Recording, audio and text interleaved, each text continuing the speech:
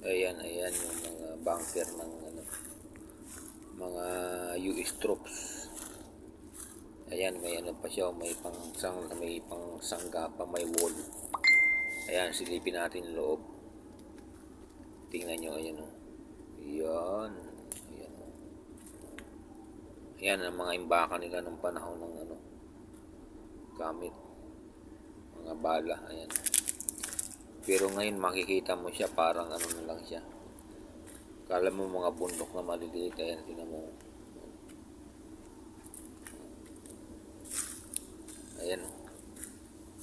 Hindi mo mapapansin na may mga ano,